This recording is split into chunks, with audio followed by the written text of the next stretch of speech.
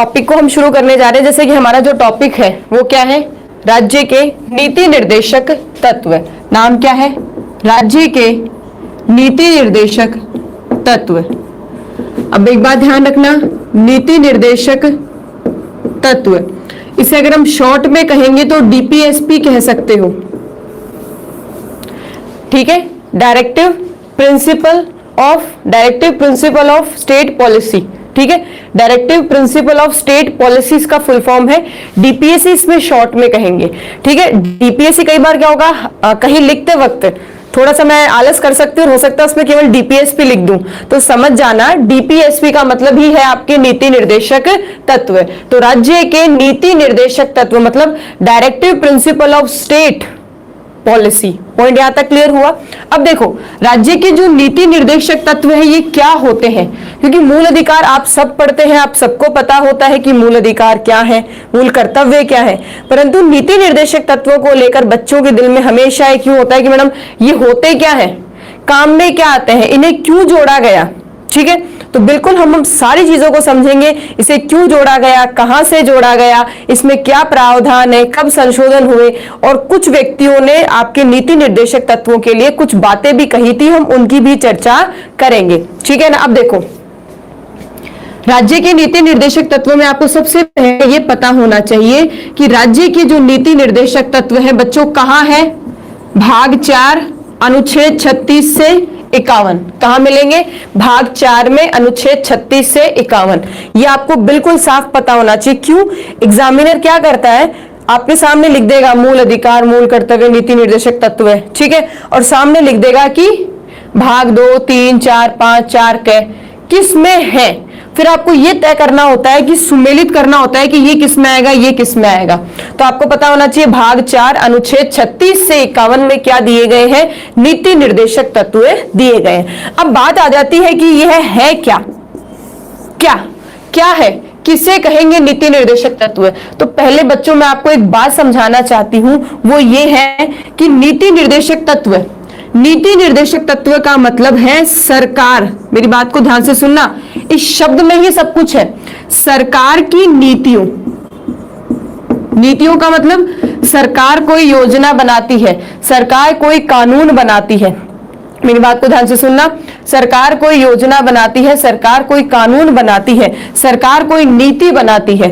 तो सरकार की नीतियों को दिशा प्रदान कौन करता है, नीति निर्देशक तत्व। सिंपल सी यूं समझ लो, सरकार की नीतियों को निर्देश दिए जाते हैं, सरकार की नीतियों को निर्देश दिए जाते हैं, उसे क्या कहते हैं, नीति निर्देशक तत्व। देखो एक सिंपल सी बात समझना, एक उदाहरण से समझाना चाहती हूं, ठीक है। उदाहरण से यूं समझो कि सिंपल सी बात, जैसे कि आपके यहां एक छोटी सी बात समझो, अगर मैं आप सब लोगों को संसद में ले जाकर बिठा दूं, फॉर एग्जांपल आप सबको मैंने चुना और चुनकर मैंने संसद में ले जाकर बिठा दिया, ठीक है ना। आप सब आज सांसद हो, एक एग्जांपल सोचो, आप सब क्या हो, सांसद हो ना, आप सब सांसद हो, ठीक है, सब सांसद हो। अब उसमें एक बड़ी बात समझने की क्या बात आई, सांसद हो और मैं कहूं कि तुम्हें जनता का भला करना है, राज्य का कल्याण करना है, जनता का कल्याण करना है, करो। अब तुम सब सांसद हो, तुम्हारे हाथ में योजनाएं, नीति, कानून बनाने का अधिकार है। तो मुझे ये बताओ, तुम्हारा जो है वो सबसे पहला काम क्या होगा, अगर आप सब सांसद बन जाएं, ठीक है, अगर आप सब सांसद बन जाएं तो आपका सबसे पहला काम क्या होगा। अब ये मत कहना मैडम नौकरियां निकालेंगे, बहुत सारी नौकरियां निकालेंगे और सबको नौकरी लगा देंगे, बहुत सारी नौकरियां मतलब निकालेंगे और सबको नौकरी लगा देंगे। क्योंकि आप लोगों ने एक ही चीज फेस की है कि मैडम नौकरी नहीं है, हम बेरोजगार है, पैसा कैसे कमाए। मुझे बताओ, जो बच्चा या कह सकते हैं जो व्यक्ति नौकरी लायक नहीं है उसका विकास कैसे करोगे, महिलाएं जो नौकरी नहीं कर सकती उनका विकास कैसे करोगे। तो एक सिंपल सी बात समझो, आप सब अगर संसद के सदस्य हो तो आपको जनता का कल्याण कैसे करना है आपको नहीं पता। आप सब सांसद तो बन गए, आप सब सांसद तो बन गए, परंतु जनता का कल्याण कैसे करें ये नहीं पता। तो मैं आपको एक ही बात कहूंगी कि जनता का कल्याण करना है तो एक काम करो, राज्य की नीति निर्देशक तत्वों को पढ़ लो। इन राज्य के नीति निर्देशक तत्वों के माध्यम से आप जनता का कल्याण कर सकते हो। तो एक सिंपल सी बात ध्यान से सुनना, आपके यहाँ जो ये नीति निर्देशक तत्व है, जो नीति निर्देशक तत्व है, यह सरकार की नीतियों को निर्देशित करते हैं, सरकार को बताते हैं कि जनता का कल्याण कैसे किया जाए, सरकार को बताते हैं कि किन तत्वों को लागू किया जाए जिससे जनता का कल्याण होगा। यूं सीधी सी बात समझ लो, संविधान बनाने वालों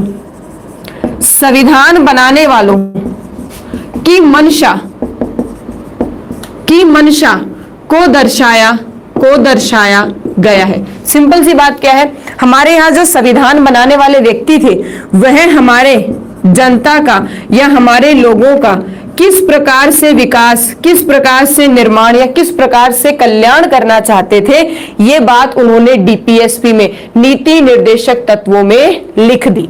मेरी एक छोटी सी बात को समझना बच्चों, जब राज्य बना, मेरी बात को ध्यान से सुनना क्योंकि राज्य शब्द बहुत बड़ा शब्द है, ठीक है ना।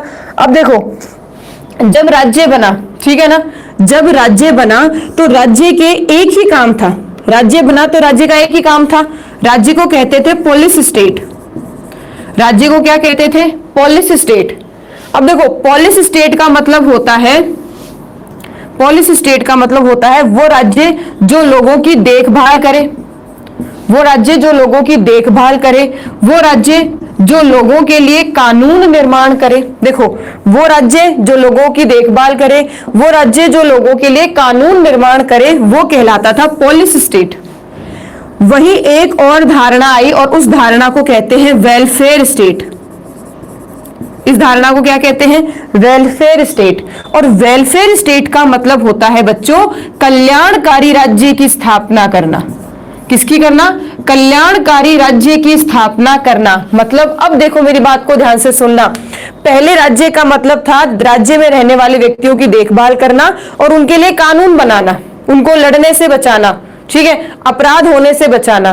परंतु यहां पर जैसे ही नीति निर्देशक तत्व जोड़े तो एक नई धारणा पैदा हुई और उसे कहते हैं वेलफेयर स्टेट, कल्याणकारी राज्य की स्थापना करना।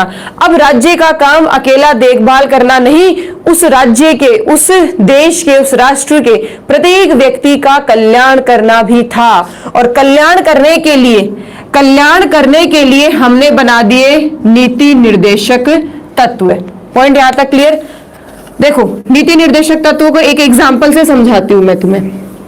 एक सिंपल सा एग्जांपल देखो, नीति निर्देशक तत्व कहता है, नीति निर्देशक तत्व साफ एक पॉइंट कहता है। देखो, एक बात समझो, अनुच्छेद 45 ले लो। अनुच्छेद 45 में क्या लिखा है? अनुच्छेद 45 में लिखा है मतलब जन्म से लेकर 6 वर्ष से कम आयु के बच्चों हेतु शिक्षा के प्रावधान किए जाए। सिंपल सी बात है ना, ध्यान से सुनना। ये नीति निर्देशक तत्व का एक उदाहरण बता रही हूं जो आपको समझने में काफी आसान होगा, ठीक है ना। तो अनुच्छेद 45 में क्या लिखा है? जन्म से 6 वर्ष से कम आयु, जन्म से लेकर 6 वर्ष से कम आयु के बच्चों को शिक्षा के प्रावधान उपलब्ध करवाए जाए। अब सरकार ने ये नीति निर्देशक तत्व देखे, मेरी बात को ध्यान से सुनना। सरकार ने क्या देखे? सरकार ने ये नीति निर्देशक तत्व देखे। इनको देखकर, इस नीति निर्देशक तत्व को देखकर आपके यहां आंगनबाड़ी प्रारंभ कर दी। तो आंगनबाड़ी, मेरी बात को ध्यान से सुनना, आंगनबाड़ी जो है उसमें केवल और केवल कितने, जन्म से लेकर 6 वर्ष से छोटे बच्चों के लिए ही शिक्षा के प्रावधान है। तो आंगनबाड़ी किसका उदाहरण? अनुच्छेद 45 का उदाहरण। अनुच्छेद 45 के नीति निर्देशक तत्वों को देखकर सरकार ने आंगनबाड़ी की नीति जो है या योजना है उसका निर्माण किया। तो मेरी बात को समझे, हाँ या ना में फटाफट जवाब दो। जो आपकी नीति निर्देशक तत्व हैं वह सरकार की नीतियों को निर्देशन, दिशा प्रदान करते हैं। सरकार जनता का कल्याण करने के लिए क्या करे उसकी दिशा प्रदान करते हैं नीति निर्देशक तत्व। ठीक है, उसकी दिशा प्रदान कौन करते हैं? नीति निर्देशक तत्व। मेरे पॉइंट को हाँ ना में फटाफट जवाब दो, मेरे बिंदु को समझे, हाँ या ना? तो समझे, नीति निर्देशक तत्व भाग 4 में अनुच्छेद 36 से 51। दूसरी बात, नीति निर्देशक तत्व जो है वो हमारी सरकार की नीतियों को दिशा, हमारी सरकार की नीतियों या कह सकते हैं योजनाओं को दिशा निर्देश प्रदान करते हैं।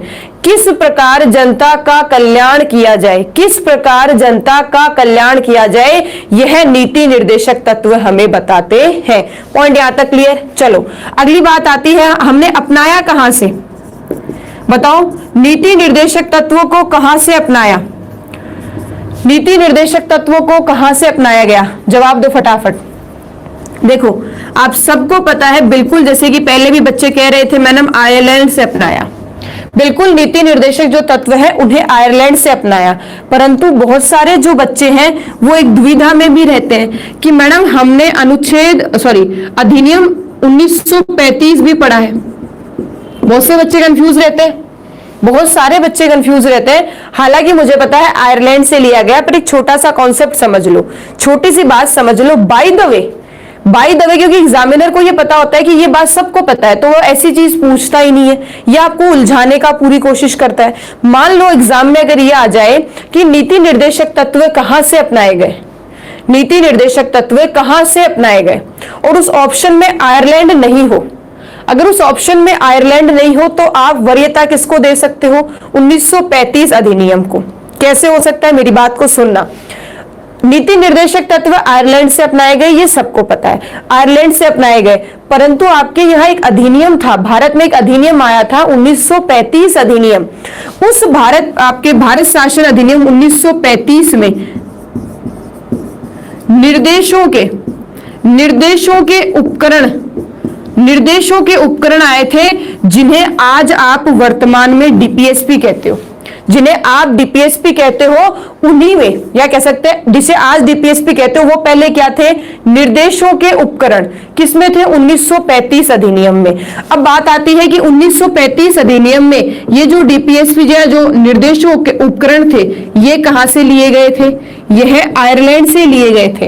यूं मान के चलो, जो नीति निर्देशक तत्व है ना, बात ध्यान से सुनना, जो नीति निर्देशक तत्व है बच्चों, वो तत्व मुख्यतः चाहे भारत शासन अधिनियम हो, चाहे भारत हो, कहीं की भी बात करो, तो वो कहां से लिए गए हैं?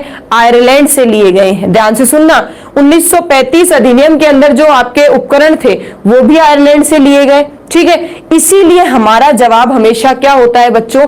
आयरलैंड ही होता है। पॉइंट को समझे, इसीलिए हमारा जवाब हमेशा आयरलैंड होता है, क्योंकि अगर भारत शासन अधिनियम 1935 की भी बात करें तो इसमें भी कहां से लिया? आयरलैंड से लिया। ठीक है, तो देखा जाए तो नीति निर्देशक तत्व कहां से है? आयरलैंड से है। पॉइंट यहां तक क्लियर हुआ? हाँ ना में फटाफट जवाब दो। तो आगे कंफ्यूज कभी भी मत होना, भारत शासन अधिनियम 1935 जवाब नहीं होगा, तब होगा जब आयरलैंड ऑप्शन में नहीं हो। जब ये ऑप्शन में नहीं हो तब वरीयता किसको दोगे? 1935 अधिनियम की। ठीक है, 1935 अधिनियम की बात यहां तक क्लियर हुई। तो ये एक नई चीज हो सकता है, कुछ बच्चों ने सुनी हो, और जो बच्चे कंफ्यूज थे उनका डाउट क्लियर हो जाना चाहिए। ठीक है ना, दोनों हो तो आयरलैंड को देना है। ठीक है प्रताप जी बिल्कुल सही पूछ रहे हैं मैडम। अगर दोनों ऑप्शन में हो तो बच्चा एक चीज हमेशा ध्यान रखो, अगर दोनों ऑप्शन में हो तो आयरलैंड, अगर दोनों ऑप्शन में हो तो आयरलैंड। ठीक है, आयरलैंड ऑप्शन में नहीं हो तो भारत शासन अधिनियम 1935 को देना है। यहां तक पॉइंट क्लियर हुआ? डन। आगे बढ़ो। आयरलैंड की अगर हमने बात कर ली तो अब आपको यह पता होना चाहिए कि डीपीएसपी, ठीक है, डीपीएसपी में क्या विशेष बातें हैं, डीपीएसपी का क्या कार्य है। अब देखना, नीति निर्देशक तत्व डीपीएसपी, तो सबसे पहली बच्चों बात एक ध्यान रखना, जो आपके डीपीएसपी है यह सामाजिक, ध्यान से सुनना मेरी बात को, सामाजिक व आर्थिक न्याय, सामाजिक व आर्थिक न्याय की स्थापना करते हैं। ये एक बड़ी महत्वपूर्ण बात तुम्हें समझनी है। अगर एग्जाम में प्रश्न देखो कि आपके यहाँ सामाजिक, आर्थिक और राजनीतिक 3 प्रकार का न्याय है प्रस्तावना में। कहां मिलेगा? प्रस्तावना में। एग्जाम में प्रश्न इतना देखो कि नीति निर्देशक तत्व जो है, ठीक है, जो नीति निर्देशक तत्व है वह किसकी स्थापना करते हैं? तो नीति निर्देशक तत्व सामाजिक और न्याय की स्थापना करते हैं। मतलब समाज में किस प्रकार महिला, बच्चे, पुरुष, ठीक है, जो श्रमिक हैं उनका किस प्रकार विकास करें। और आर्थिक का मतलब पैसे के संबंधी व्यवस्था है। जैसे कि देखो कुछ उदाहरण बताती हूं। आपने सुना होगा हमारे यहाँ प्रत्येक व्यक्ति, ठीक है, समाज में समाज के जो भौतिक संसाधन है उनका वितरण सब में समान होना चाहिए। आपने पढ़ा होगा डी में पढ़ा होगा क्या? महिला व पुरुष को समान कार्य हेतु समान वेतन उपलब्ध कराए जाने चाहिए। आपने एक अनुच्छेद देखा होगा, अनुच्छेद 43, जो ये कह रहा है कि मजदूरों को जीवन जीने के लिए न्यूनतम मजदूरी प्राप्त होनी चाहिए। भाई आप अगर कोई लघु उद्योग या कोई कुटीर उद्योग स्थापित करते हो, ठीक है, कोई आप रोजगार के प्रावधान उपलब्ध कराते हो, तो उन मजदूरों को इतना वेतन तो दो कि वो सुबह शाम 2 वक्त की रोटी खा सके। जैसे आपके मनरेगा एग्जांपल बताती हूं मैं, तो मनरेगा आपको देखकर नहीं लगता कि अनुच्छेद 43 को देखकर बना। अनुच्छेद 43 साफ कहता है कि आप बेसिकली दिमाग में और कुछ नहीं रखना, ये साफ कहता है कि जीवन निर्वहन के लिए न्यूनतम वेतन उपलब्ध होना चाहिए। मतलब महीने की तनख्वाह नहीं मिलती है। मनरेगा में क्या होता है? हर दिन पैसा मिलता है ना, दिन का पैसा मिलता है। क्यों मिलता है दिन का पैसा? क्योंकि वो व्यक्ति सुबह शाम 2 वक्त की रोटी खाए। बस न्यूनतम जीवन निर्वहन का मतलब क्या होता है? व्यक्ति जिंदा रहे। तो यहां बात समझना, कुछ ऐसे नियम, कायदे, कानून है जो आर्थिक की बात करते हैं। किसकी बात करते हैं? आर्थिक न्याय की बात करते हैं। परंतु बहुत सारे ऐसे नियम हैं जो किसकी बात करते हैं? सामाजिक की बात करते हैं। जैसे कि अनुच्छेद 39 का ए 39A साफ कहता है महिला व पुरुष को रोजगार या आजीवन के पर्याप्त अवसर उपलब्ध कराए जाने चाहिए। ठीक है, और भी इसमें करने कई ऐसे प्रावधान है, जैसे ई है, एफ है। एफ में तो बच्चों की बात की गई, ई में आपके महिला पुरुष जो श्रमिक हैं उनके स्वास्थ्य का ध्यान रखा जाए। तो सीधी सी एक सिंपल सी बात समझो, आगे बहुत अच्छे से समझाऊंगी सारे अनुच्छेद, केवल अभी तुम्हें इतना ध्यान रखना है। डीपीएसपी जो है, जो नीति निर्देशक तत्व है, वह सामाजिक और आर्थिक 2 ही प्रकार के न्याय की बात करता है। ठीक है ना, 2 ही प्रकार के न्याय की व्यवस्था को स्थापित करने पे लगा है। पूरे नीति निर्देशक तत्वों को देखकर लगता है कि ये नीति निर्देशक तत्व तो केवल समाज और आर्थिक 2 की ही बात करता है। पॉइंट यहां तक क्लियर? डन, आगे बढ़ो। दूसरी बात तुम्हें यह पता होनी चाहिए कि नीति निर्देशक तत्व वाद योग्य नहीं है। क्या यह बात तुम्हें पता है? बिल्कुल पता होगी, मुझे कंफर्म पता है। डीपीएसपी नीति निर्देशक तत्व वाद योग्य नहीं है, मतलब इसको हम और अच्छे से समझेंगे अनुच्छेद 37 में, अभी समझेंगे। ठीक है, वाद योग्य का मतलब सिंपल सा यूं समझ लो, नीति निर्देशक तत्वों को न्यायालय द्वारा लागू नहीं करवाया जा सकता। नीति निर्देशक तत्व अगर लागू नहीं होते हैं तो उन्हें न्यायालय में चुनौती नहीं दी जा सकती। तो वाद योग्य नहीं है मतलब न्याय योग्य नहीं है, मतलब न्यायालय में नहीं ले जाए जा सकते। शाबाश। अगला पॉइंट, एक तीसरी बात और सुन लो, और तीसरी बात वो सिंपल एकदम कानों में डाल लेना अच्छे से। एग्जाम में न जाने कितनी बार ये प्रश्न पूछा है। कल्याणकारी राज्य की स्थापना कौन करता है? तो एक बात ध्यान रखना, कल्याणकारी राज्य की स्थापना नीति निर्देशक तत्व करते हैं। कल्याणकारी राज्य की स्थापना कौन करते हैं? नीति निर्देशक तत्वों द्वारा कल्याणकारी राज्य की स्थापना की जाती है या की जा सकती है। हाँ ना में फटाफट जवाब दो। क्या ये कॉन्सेप्ट क्लियर हुआ? क्योंकि मैंने अभी तक आपको नीति निर्देशक तत्वों का केवल बेसिक समझाया है। जहां से छोटी मोटी जो एग्जाम्स होती है ना, ठीक है, जहां से छोटी मोटी एग्जाम्स होती है वहां से कंफर्म क्वेश्चन मिल जाता है। ठीक है, ये जो एग्जाम्स है ना, जैसे सिंपली बात करें तो नीति निर्देशक तत्व, ठीक है, नीति निर्देशक तत्व किस भाग में? 4। अनुच्छेद 36 से 51। ये पहला प्रश्न बना। दूसरा प्रश्न यहां तैयार हो जाता है, नीति निर्देशक तत्व। नीति निर्देशक तत्व कहां से लिए गए? आयरलैंड से लिए गए। दूसरी बात आपको पता होनी चाहिए, नीति निर्देशक तत्व का उद्देश्य क्या है? नीति निर्देशक तत्व का उद्देश्य है कल्याणकारी राज्य की स्थापना करना। उद्देश्य क्या है बच्चों? कल्याणकारी राज्य की स्थापना करना। दूसरी बात, नीति निर्देशक तत्व जो है वो वाद योग्य, न्याय योग्य नहीं है, मतलब इन्हें न्यायालय में समक्ष पेश नहीं किया जा सकता। अगली बात, सामाजिक आर्थिक न्याय की स्थापना। सामाजिक आर्थिक न्याय की स्थापना कौन करते हैं? नीति निर्देशक तत्व करते हैं। पॉइंट यहां तक क्लियर हुआ?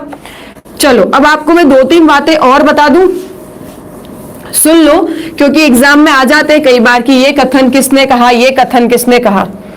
एक व्यक्ति का नाम है, एक व्यक्ति का नाम है जिसका नाम है टीटी कृष्णामचारी।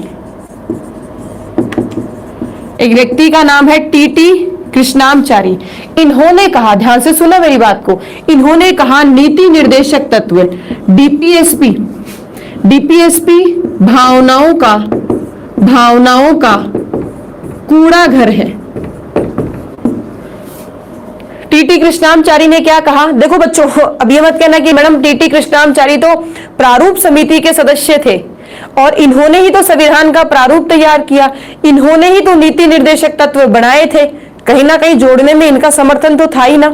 फिर भी ये ऐसी बात कैसे कह रहे हैं कि नीति निर्देशक तत्व जो है वो भावनाओं का कूड़ा घर है? भावनाओं का कूड़ा घर है। देखो व्यक्ति, बच्चों ध्यान से सुनना, जरूरी नहीं है संविधान में अगर कोई प्रावधान जोड़े गए तो संपूर्ण सदस्यों की संपूर्ण सदस्य जो थे वो सहमत थे, कुछ व्यक्ति सहमत नहीं भी थे, ठीक है। परंतु ध्यान से सुनना, जहां बहुमत होगा वही उसी की चलेगी, जहां बहुमत होगा उसकी चलेगी। तो इन्होंने साफ साफ क्या कहा कि जो नीति निर्देशक तत्व है वह भावनाओं का कूड़ा घर है।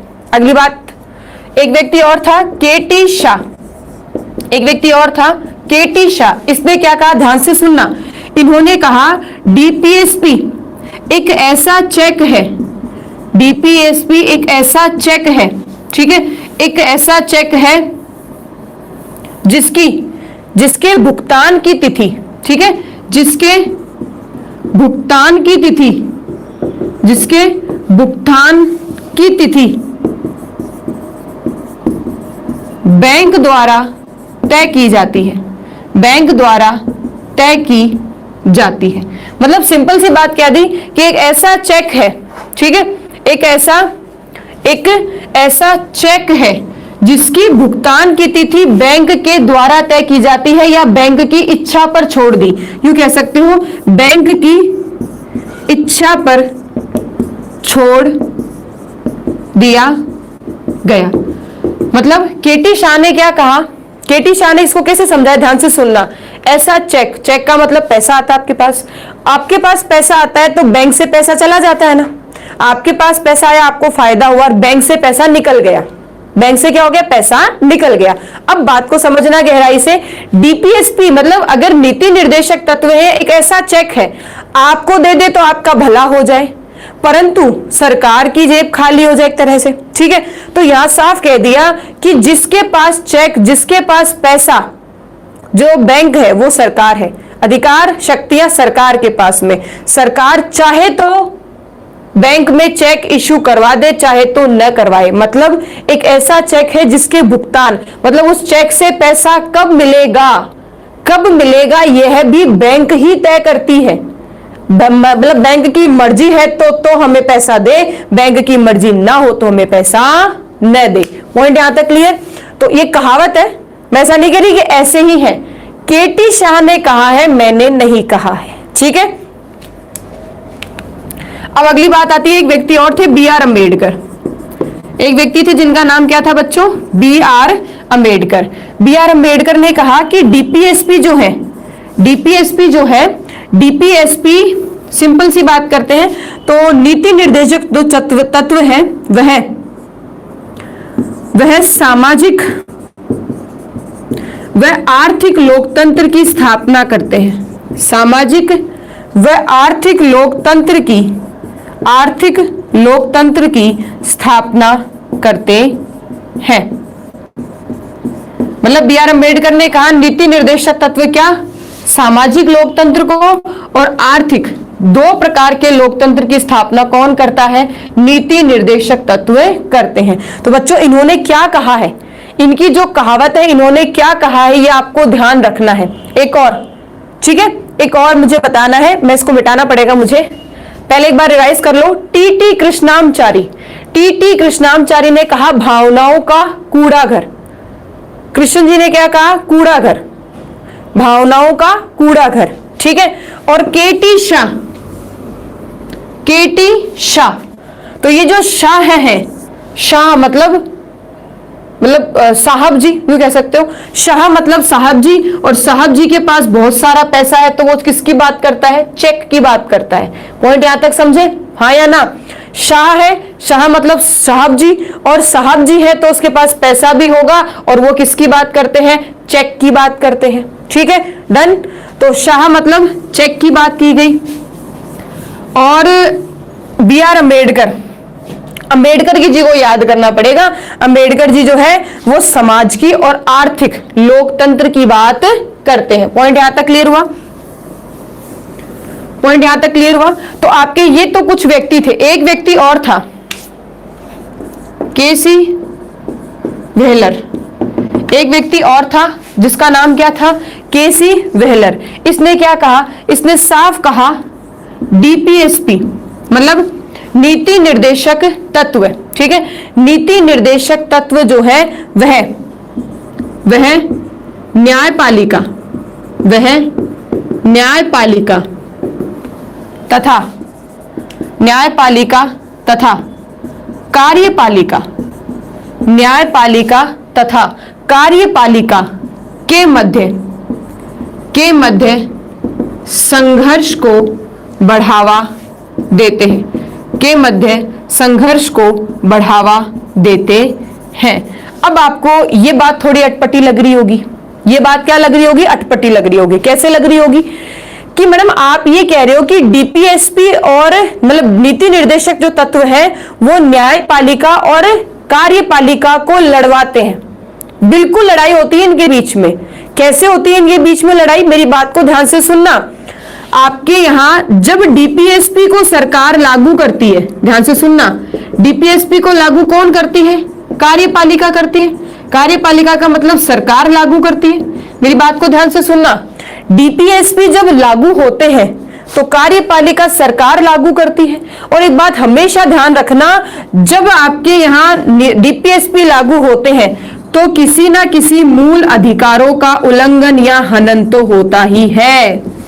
सिंपल सी बात समझो, सिंपल सी बात क्या समझनी है कि डीपीएसपी लागू होते हैं, सरकार उसको लागू करने वाली है। जब सरकार लागू करती है तो कुछ ऐसे नीति निर्देशक तत्व हैं जो मूल अधिकारों का उल्लंघन करते हैं।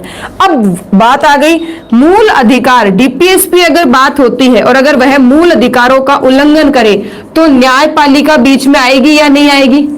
और ये तो कार्यपालिका तो लागू करती है और लागू करके मूल अधिकारों का उल्लंघन कर देती है, और न्यायपालिका मूल अधिकारों के उल्लंघन होने पर किसी नीति निर्देशक तत्व को नहीं देखती, वो लड़ने के लिए तैयार हो जाती है। तो सीधी सी बात क्या है, इतना कॉन्सेप्ट समझ लो, क्योंकि ये तब काम में आता है जब आपको मेंस का पेपर लिखना होता है, ठीक है, मेंस का पेपर लिखना होता है। इससे पहले अगर बात करें तो आपको ये डेफिनेशन याद होनी चाहिए कि जो नीति निर्देशक तत्व है वह कार्यपालिका और न्यायपालिका के मध्य संघर्ष को बढ़ावा देते हैं। इनके बीच में लड़ाई चलती ही रहती है। ये डीपीएसपी को लागू करने की कोशिश करते हैं और मूल अधिकारों का उल्लंघन होता है तो न्यायपालिका सामने आ जाती है। पॉइंट यहां तक क्लियर, डन। तो ये आपके केसी व्हीलर की एक कहानी, मतलब एक कथन था। यहां तक पॉइंट क्लियर। अब बच्चों देखो, अगली बात मुझे तुमसे एक और डिस्कस करनी है, इंपॉर्टेंट भी है, और अगर यहां समझा दूंगी तो फिर मुझे आगे चलकर तुम परेशान भी नहीं करोगे, तुम्हारे सारे डाउट्स भी क्लियर हो जाएंगे। और वो है नीति निर्देशक तत्वों में आज तक संशोधन कब कब हुए, किस किस ने हुए और क्या क्या किए। पॉइंट ध्यान से सुनना, पॉइंट ध्यान से सुनना। संशोधन कब कब हुए, डीपीएसपी में संशोधन कब कब हुए, किसने किसने किए और क्या संशोधन हुए, एक साथ समझ लो, याद करने में आसानी होगी। ठीक है ना, याद करने में आसानी होगी। तो सबसे पहली मैं बात कर लेती हूं आपके 42वें संविधान संशोधन, जो कि कब हुआ? 42वें संविधान संशोधन 1976 में, ठीक है ना। तो 42वें संविधान संशोधन 1976 के माध्यम से क्या किया गया, मेरी बात को ध्यान से सुनना। आपने एक अनुच्छेद देखा है, अनुच्छेद 39 का F, अनुच्छेद 39 का F, पहली बात। अगली बात करेंगे अनुच्छेद 39 का A। अभी ध्यान रखना, ये कैसा A है? ये बड़ा A है, आगे समझाऊंगी इस बात को। अगला है अनुच्छेद 43 का A, अनुच्छेद 48 का A। ये जो सारे अनुच्छेद हैं बच्चों, एकदम ध्यान से सुन लेना, ये जो सारे अनुच्छेद हैं मूल संविधान में नहीं थे, इन्हें 42वें संविधान संशोधन के द्वारा जोड़ा गया है। मेरे पॉइंट को समझे अच्छे से। 42वें संविधान संशोधन द्वारा अनुच्छेद 39 का F जुड़ा, 39 का A जुड़ा। अब ये मत कहना मैडम A पहले आना चाहिए, आपने तो ABCD नहीं आती है। ऐसा नहीं है बच्चों, ऐसा नहीं है, ये मैंने स्मॉल लिखा है। क्या लिखा है? स्मॉल लिखा है। तो मेरी बात को थोड़ा सा गहराई से समझना। ये इस प्रकार है 39 A B C D E F, ठीक है। ये तो एक पूरा अनुच्छेद हो गया। फिर एक नया अनुच्छेद आया 39 A। अब A क्या है? कैपिटल है। A क्या है? कैपिटल है। तो मेरी बात को अच्छे से समझ गए ना रवि जी, रुचिका जी, अशोक, पॉइंट को समझ गए? तो देखो 39 F, 39 A, 43 का A और 48 का A किसने जोड़ा? 42वें संविधान संशोधन ने जोड़ा। अगला आया 44वां संविधान संशोधन 1978, ठीक है, और इसने क्या जोड़ा? अनुच्छेद 39 का B, या 2 नंबर कह सकते हो, एक ही बात है। 44वें संविधान संशोधन 1978 ने क्या जोड़ा? अनुच्छेद 39 का B या अनुच्छेद 39 का पार्ट 2, ठीक है, ये जुड़ा। चलो अगली बात कर लेते हैं 86 संविधान संशोधन 2002 की। 86 संविधान संशोधन 2002 की, ठीक है, 2002 की। इसने क्या किया, मेरी बात को थोड़ा सा ध्यान से सुनना। अनुच्छेद 45 में बच्चों की आयु में परिवर्तन किया था। जब अनुच्छेद 45 पढ़ाऊंगी ना तब समझा दूंगी, निश्चिंत रहना, ठीक है। जब 45 पढ़ाऊंगी तब समझा दूंगी, एक बार अभी दिमाग में इतना रखो। 86 संविधान संशोधन 2002 था, 86 संविधान संशोधन 2002 था। उसमें अनुच्छेद 45 में, ठीक है ना, अनुच्छेद 45 में, ठीक है, अनुच्छेद 45 में बच्चों की आयु में परिवर्तन किया गया। पॉइंट यहां तक क्लियर है? बच्चों की आयु में परिवर्तन किया गया। पॉइंट यहां तक क्लियर? डन। अब देखो एक और बात मुझे पढ़ानी थी, यहां लिख देती हूं मैं, चलो यहां लिख देती हूं। एक और है 97 संविधान संशोधन 2011, ठीक है, 97 संविधान संशोधन 2011, पॉइंट यहां तक देखो। अब देखो 2011, इसमें क्या किया गया? 43 का B, क्या किया गया? अनुच्छेद 43 का B, जो आप सबको पता है ना, सहकारी समिति, सहकारी समिति को जोड़ा गया, ठीक है। क्या कह रहे हैं? 30, बच्चों इतना कंफ्यूज कहां से हो रहा है? 39 बोल रही है मैंने, 38 का B है, 38 का B है। सारे समझाऊंगी, 42, 43, 44, 45 सारे समझाऊंगी, निश्चिंत रहो। 38 ही है बच्चों, ये 38 ही है। आपने 39 कहां देखा है? 39 तो ऊपर वाले हैं, 39 तो क्या है? ऊपर वाले हैं, ठीक है। ये 38 ही है, 38 ही है। मैंने 39 बोल दिया क्या? ये 38 ही है, 39 नहीं है। अगर मैंने बोला है तो मैं करेक्शन कर देती हूं, 38 का B है, ठीक है ना, 38 का B है। बिल्कुल मैं इसको रिपीट कर देती हूं, ठीक है, बिल्कुल मैं इसको रिपीट कर देती हूं। 38 का B है, ये ध्यान रखना। B कह लो, अच्छा 39 बोल दिया था क्या? कोई दिक्कत नहीं, माफी चाहती हूं उसके लिए। 39 नहीं है, ठीक है ना, 38 ही है, कोई बात नहीं, मैं माफी चाहती हूं, मैंने गलत बोल दिया था। चलो तो अगर हम बात करते हैं नीति निर्देशक तत्वों में संशोधन की। तो नीति निर्देशक तत्वों में किस किस ने कब कब संशोधन किया और क्या क्या संशोधन किया, ठीक है। ज्यादा विस्तार से तो तब पढ़ेंगे जब आप अनुच्छेदों को पढ़ेंगे, अभी केवल आपको इतना पता होना चाहिए। 42वें संविधान संशोधन के द्वारा अनुच्छेद 39F था 39A, यहाँ A जो है वो एक नया अनुच्छेद है बच्चों, थोड़ा सा ध्यान से सुन लेना, ठीक है। ये मत सोचना A भी आगे पीछे कर दिया मैडम ने, ऐसा प्लीज ऐसा मत सोचना।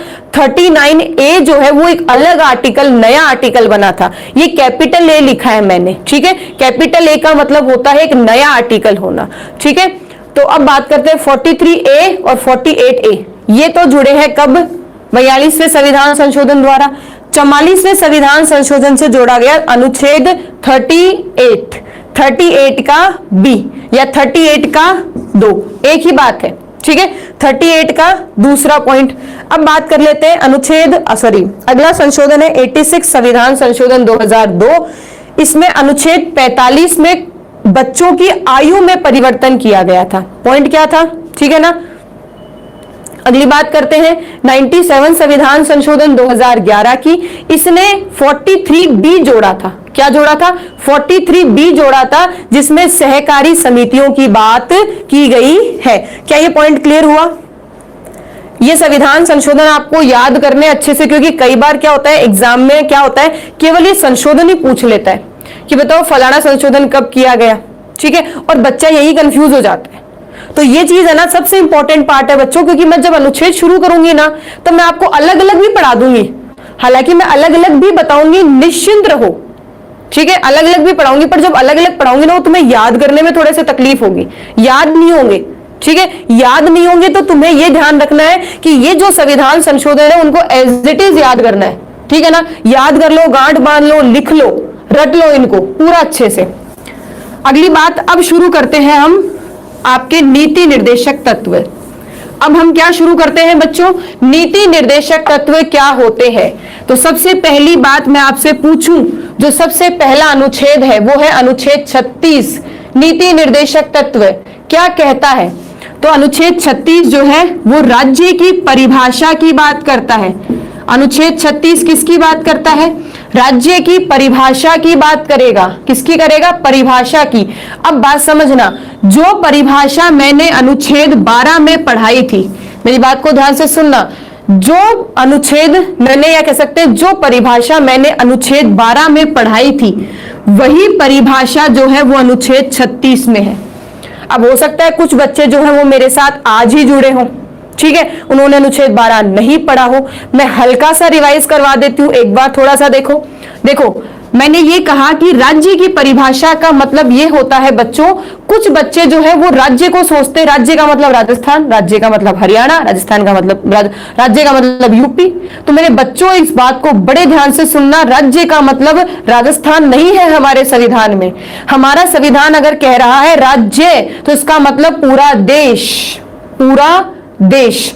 कहीं भी लिखा मिले कि राज्य जो है वो सामाजिक, आर्थिक, राजनीतिक न्याय की स्थापना करे, राज्य जो है स्त्री पुरुष को समान कार्य हेतु समान वेतन उपलब्ध कराए, तो जहां राज्य शब्द है उसका मतलब, जहां राज्य शब्द है उसका मतलब केंद्र सरकार, जहां राज्य शब्द है उसका मतलब राज्य सरकार, जहां राज्य शब्द है उसका मतलब स्थानीय स्वशासन, जहां राज्य शब्द है वहां अन्य सरकारी प्राधिकारी, ठीक है। अन्य जो सरकार के अन्य अधिकारी हैं, जैसे अन्य संस्थाएं हैं, अन्य लोक उपक्रम हैं, सरकारी उपक्रम होते हैं ना, सरकारी उपक्रम है, वो इसमें शामिल होते हैं, ठीक है। तो मेरी बात को सिंपल सा समझो, राज्य की परिभाषा का मतलब यहां क्या हुआ, अशोक आप जो राज्य की परिभाषा बता रहे हो ना, ये सामान्य परिभाषा है, ठीक है, जो प्राचीन समय में प्रयोग में ली जाती थी। राज्य का मतलब होता है क्षेत्र, मतलब क्षेत्रफल, जनसंख्या, संप्रभुता। ये जो आप बता रहे हो ये ऐतिहासिक है राज्य की परिभाषा, जो कि संविधान में इसकी कोई भी व्याख्या नहीं है। संविधान में कहा गया राज्य जो है, राज्य का मतलब है केंद्र सरकार, राज्य का मतलब है राज्य सरकार, राज्य का मतलब है स्थानीय स्वशासन, ठीक है, और राज्य का मतलब है अन्य सरकारी अधिकारी। मतलब अगर मैं कोई नियम, कायदे, कानून यह कह दूं कि राज्य लागू करेगा, मैं ये कह दूं कि राज्य लागू करेगा, इसका मतलब इसका मतलब यह है कि केंद्र सरकार करेगी, राज्य करेगी, स्थानीय स्वशासन करेगी और अन्य जो अधिकारी होंगे वो भी इसे लागू करेंगे। ठीक है ना, पॉइंट यहां तक क्लियर। तो राज्य की परिभाषा, ज्यादा कंफ्यूज नहीं होना है इसमें, सिंपल सी बात इतनी है, राज्य क्या होगा, राज्य में क्या क्या शामिल होगा, इसकी बात लिखी है अनुच्छेद 36 में, जिसमें ये नहीं लिखा कि जैसे मैंने अभी समझाया वो नहीं लिखा, सिंपल सी एक बात लिख दी, सिंपल सी एक बात लिख दी, राज्य की परिभाषा वही होगी जो अनुच्छेद 12 में वर्णित है। पॉइंट यहां तक क्लियर। तो राज्य की परिभाषा वही होगी जो अनुच्छेद 12 में वर्णित है। यहां तक डाउट क्लियर। अब एग्जाम में प्रश्न आ जाए कि बताओ राज्य की परिभाषा किस अनुच्छेद में वर्णित, बताओ राज्य की परिभाषा किस अनुच्छेद में वर्णित। तो बच्चा हमेशा ध्यान रखना, एग्जाम्पल अगर अनुच्छेद केवल 12 है तो 12 टिक कर देना, अनुच्छेद 36 है ये टिक कर देना, पर समस्या तब आती है जब दोनों आ जाए। भाई समस्या तब आती है ना जब दोनों आ जाए। लिख दे राज्य की परिभाषा, राज्य की परिभाषा किस अनुच्छेद में है, राज्य की, मेरे प्रश्न ध्यान से सुनना, मैं ये कहूं राज्य की परिभाषा किस अनुच्छेद में है, राज्य की परिभाषा किस अनुच्छेद में है, और ऑप्शन दे दूं 12, 13, 36, 37। जवाब दो, जवाब दो फटाफट। अगर दोनों आ जाए तो तुम्हें जवाब किसको टिक करना है, दोनों आ जाए तो जवाब किसको टिक करना है, 12 को टिक करना है। ठीक है ना, किसको टिक करना है, 12 को टिक करना है। क्यों करना है 12 को बच्चों, देखो 36 में क्या परिभाषा लिखी नहीं, 36 में इतना कह दिया कि जो अनुच्छेद 12 में होगी वही होगी। ठीक है, जो अनुच्छेद 12 में होगी वही होगी, कहने का मतलब पूरी परिभाषा की स्पष्ट व्याख्या जो है वो अनुच्छेद 12 में की गई। पूरी जो परिभाषा है उसकी स्पष्ट व्याख्या कहां की गई, स्पष्ट व्याख्या कहां की गई, अनुच्छेद 12 में की गई। तो दोनों जवाब आ जाए तो जवाब क्या करना है, 12 टिक करना है। ठीक है ना, पॉइंट यहां तक क्लियर। चलो शाबाश, इतना डाउट क्लियर हुआ। तो राज्य की परिभाषा की व्याख्या मिलेगी अनुच्छेद 36 में। अब बात कर लेते हैं अनुच्छेद 37 की। ठीक है, अनुच्छेद 37 क्या कहता है, अनुच्छेद 37 ये कहता है कि डीपीएसपी नीति निर्देशक तत्व जो हैं वो सर्वोच्च न्यायालय द्वारा लागू नहीं करवाए जा सकते, लागू नहीं करवाए जा सकते। नीति निर्देशक तत्व जो हैं वह राज्य के कर्तव्य हैं, राज्य के कर्तव्य हैं। मतलब नीति निर्देशक तत्व जो हैं वो राज्य की इच्छा पर लागू किए जाएंगे, राज्य की इच्छा पर लागू किए जाएंगे। सीधी सी बात समझो, अगर आपके यहाँ राज्य का मतलब क्या हो गया, सरकार, राज्य का मतलब क्या हो गया, सरकार। ठीक है, तो मेरी बात को ध्यान से सुनना, ये साफ कह रहा है, साफ कह रहा है कि आपके यहाँ अगर कोई नीति निर्देशक तत्व है, अगर कोई डीपीएसपी, ठीक है, अगर कोई नीति निर्देशक तत्व जो है, जो नीति निर्देशक तत्व है अगर लागू नहीं हो, नीति निर्देशक तत्व अगर लागू नहीं हो तो आप उनकी शिकायत लेकर सर्वोच्च न्यायालय के पास नहीं जा सकते। पॉइंट यहां तक क्लियर। तो सर्वोच्च न्यायालय के पास आप नहीं जाओगे। नीति निर्देशक तत्व सरकार की जिम्मेदारी, सरकार के कर्तव्य, सरकार की इच्छा है तो लागू करे, सरकार की इच्छा न हो तो लागू न करे। सिंपल सी बात समझो बच्चों, इतना कंफ्यूज होने की जरूरत नहीं है। पापा जी कमाते हैं ना, पापा जी कमाते हैं, ठीक है, पापा जी हैं, पापा जी कमाते हैं, राज्य सरकार पापा जी, और आपकी सुप्रीम कोर्ट न्यायपालिका है, आपकी न्यायपालिका क्या है, आपके दादाजी, या मान लो मम्मी, न्यायपालिका क्या है, मम्मी। अब हुआ क्या, आपको पैसे चाहिए, आपको पैसे चाहिए, पिताजी से आपने मांगे और पिताजी ने, राज्य ने मना कर दिया, बोले नहीं दूंगा, तो आप सीधी सी बात है क्या पिताजी की शिकायत लेकर मम्मी के पास जाओगे कि सुप्रीम कोर्ट के पास कि भाई पापा जी पैसे नहीं दे रहे मुझे, चलो दिलवाओ। तो मम्मी क्या कहेगी, पापा जी कमाते हैं और पापा जी देंगे, मेरे अधिकार क्षेत्र में नहीं आता, मैं तुझे पैसे नहीं दिलवा सकती। मतलब पैसे देना और न देना जो है वो पापा की इच्छा पर निर्भर करता है। मेरी बात को समझे, मेरी बात को समझे, पापा जी पैसे दे या न दे उनकी इच्छा पर निर्भर करता है। मम्मी जबरदस्ती पैसे नहीं दिलवा सकती तुम्हें। मेरी बात को समझ गए, हाँ या ना? ठीक है, पॉइंट क्लियर। तो यहां बात को डन करें, समझ में आया इस चीज को कि आपके यहां जो है नीति निर्देशक तत्व जो है वो राज्य के कर्तव्य है, राज्य की जिम्मेदारियां हैं, और ऐसी जिम्मेदारियां हैं जो राज्य इच्छा हो तो लागू करे, इच्छा न हो तो लागू न करे। ध्यान से सुनना, ऐसे ही मूल कर्तव्य है। मूल कर्तव्य किसकी जिम्मेदारी? जनता की जिम्मेदारी। मूल कर्तव्य किसकी जिम्मेदारी? जनता की जिम्मेदारी। ठीक है, जनता की जिम्मेदारी, जनता की मर्जी हो तो मूल कर्तव्य लागू करे, जनता की उन मूल कर्तव्यों को अपनाए, जनता की मर्जी हो तो न अपनाए। तो सीधी सी बात समझ गए, सीधी सी पॉइंट को, सीधी सी बात को क्या समझना है। डायरेक्ट अगर हम बात करें तो वो साफ कहता है सुप्रीम कोर्ट द्वारा डीपीएसपी जो है वो लागू नहीं किए जाएंगे। ठीक है ना, लागू नहीं किए जाएंगे, यह राज्य की इच्छा पर लागू होंगे। इसका मतलब यह हो गया कि डीपीएसपी जो है वो वाद योग्य नहीं है। डीपीएसपी जो है वो वाद योग्य, न्याय योग्य नहीं है। पॉइंट यहां तक क्लियर हुआ?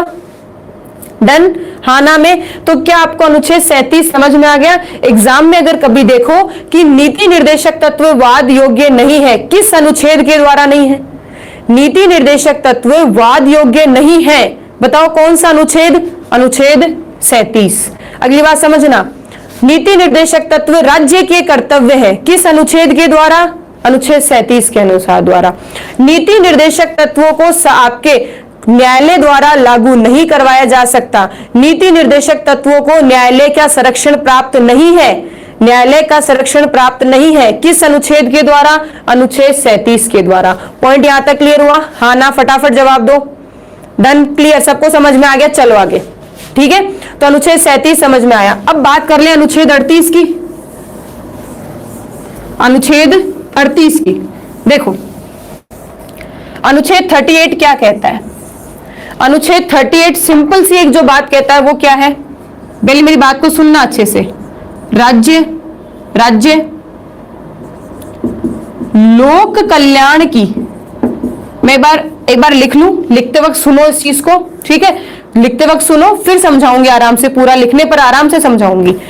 राज्य लोक कल्याण की अभिवृद्धि, लोक कल्याण की अभिवृद्धि के लिए सामाजिक व्यवस्था बनाए, सामाजिक व्यवस्था बनाए। तो सिंपल सी एक बात है कि राज्य जो है वो लोक कल्याण की अभिवृद्धि के लिए सामाजिक व्यवस्था स्थापित करे। क्या करे? अब मेरी बात को ध्यान से सुनना, अब मेरी बात को थोड़ा सा ध्यान से सुनना। एक कह लो चाहे पहला, सबसे पहली बात ये कही गई कि समाज का अगर कल्याण करना है, ठीक है, अगर समाज का कल्याण करना है तो आपको सामाजिक, आर्थिक और राजनीतिक न्याय की स्थापना की जाए। देखो, कहीं भी एक बात ध्यान से सुनना, नीति निर्देशक तत्वों में कहीं भी, ठीक है, डोनाल्ड ट्रंप जी ऐसा कुछ नहीं है, जो आपने लिखा है वो बिल्कुल गलत है। ठीक है ना, आपने जो लिखा है वो बिल्कुल गलत है। तो सामाजिक, आर्थिक, राजनीतिक न्याय की स्थापना की जाए। मैं ये कह रही थी कि किसी भी अनुच्छेद में ये नहीं कहा कि करो, किसी भी अनुच्छेद में ये नहीं कहा कि करो, करना पड़ेगा ना, सब में क्या कहा? की जानी चाहिए, प्रयास करे। मतलब सरकार को कहीं भी बाध्य नहीं किया, सरकार की मर्जी हो तो करे, सरकार की मर्जी ना हो तो न करे। पॉइंट यहां तक क्लियर हुआ? तो ये क्या कह रहा है कि अगर समाज में, मेरी बात को ध्यान से सुनना, अगर समाज में व्यवस्था अच्छी बनानी हो, अगर समाज का विकास करना हो, ठीक है, समाज का विकास करना हो, समाज की व्यवस्था अच्छी बनानी हो, समाज का कल्याण करना हो तो आपको क्या करना पड़ेगा? सामाजिक, आर्थिक और राजनीतिक न्याय की स्थापना करनी पड़ेगी। मेरी बात को समझे अच्छे से, मेरे पॉइंट को क्लियर करो दिमाग में। अब अगर मैं एग्जाम में तुमसे पूछूं, जो कि आपके सिविल सर्विसेज में पूछा गया था, सिविल सर्विसेज में साफ साफ एक बात पूछी थी कि ये बताओ सामाजिक, आर्थिक और राजनीतिक न्याय की बात कौन करता है? सामाजिक, आर्थिक और राजनीतिक न्याय की बात कौन करता है? ऑप्शन देखो, ध्यान से सुनना। मूल अधिकार, बी प्रस्तावना, सी डीपीएसपी नीति निर्देशक तत्व, डी मूल कर्तव्य। ठीक है, ये तो थे ऑप्शन। अब इसमें ऑप्शन में जवाब देना है 1, 2, 3 और 4, A B C, A B, ए और सी, और ये था ए बी सी और डी, चारों। जवाब दो। प्रश्न क्या है? प्रश्न क्या है? प्रश्न ये है, सामाजिक, आर्थिक और राजनीतिक न्याय। सामाजिक, आर्थिक, राजनीतिक न्याय की बात कौन करता है? कि कौन करता है? सामाजिक, आर्थिक और राजनीतिक न्याय की बात कौन करता है?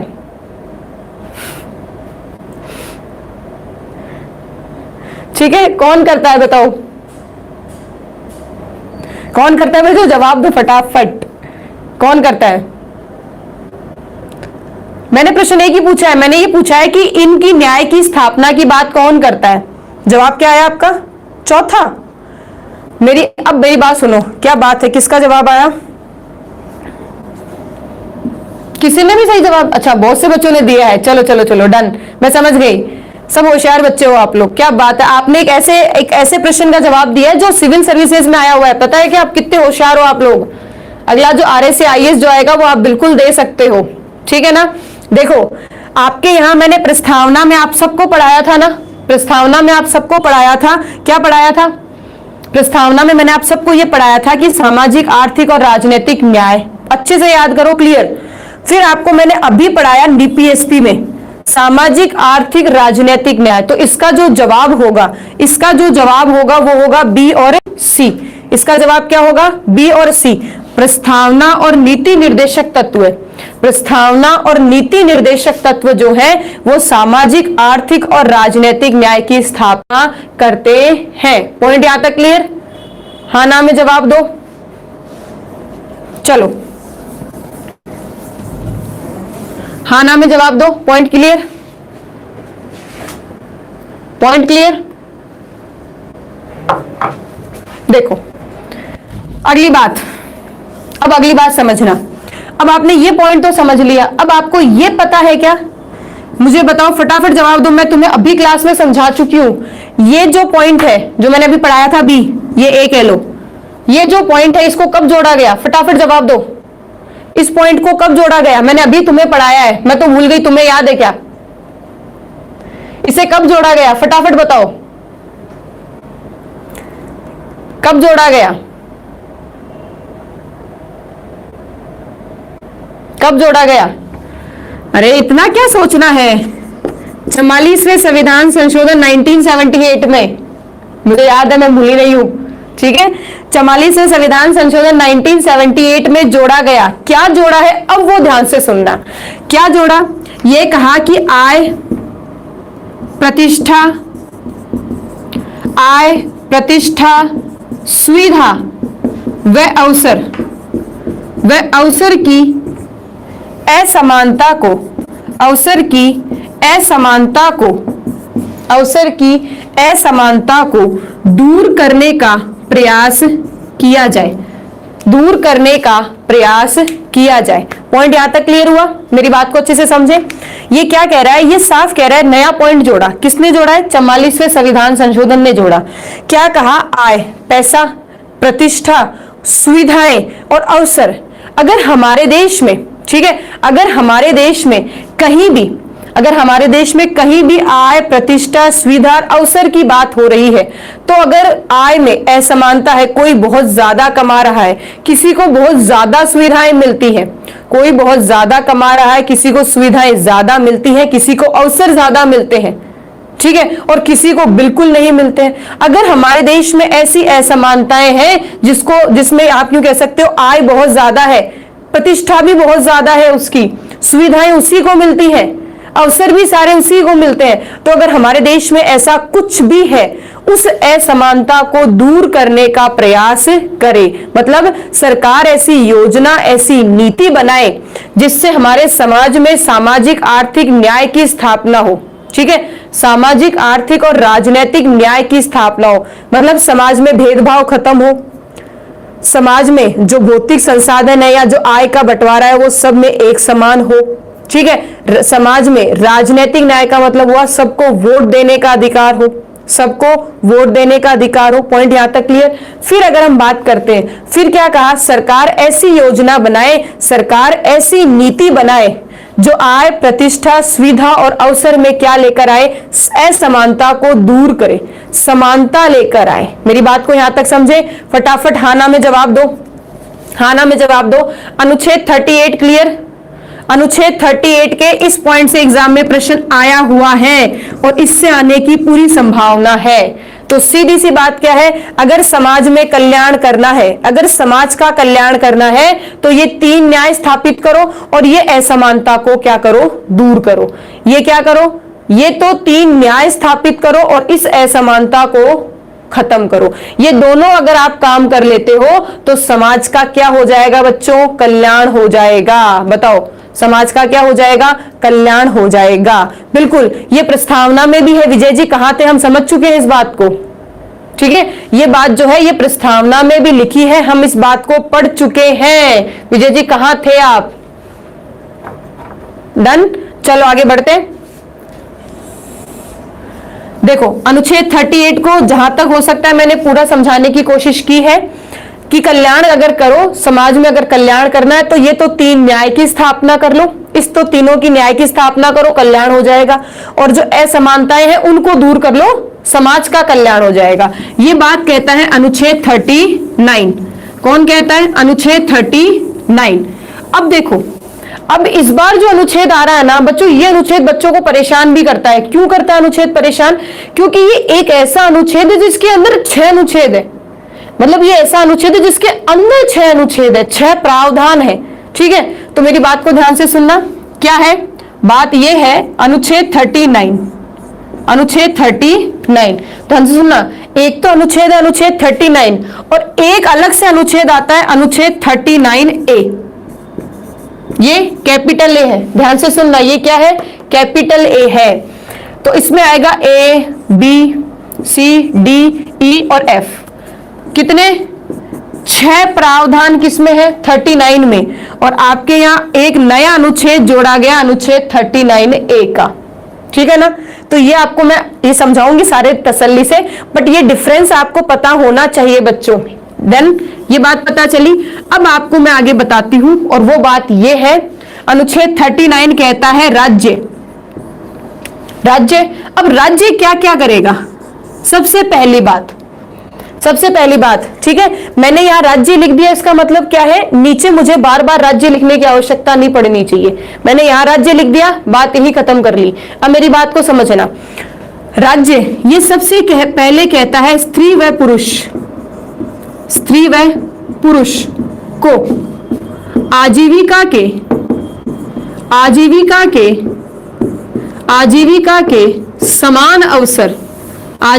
के समान अवसर उपलब्ध करवाए जाए।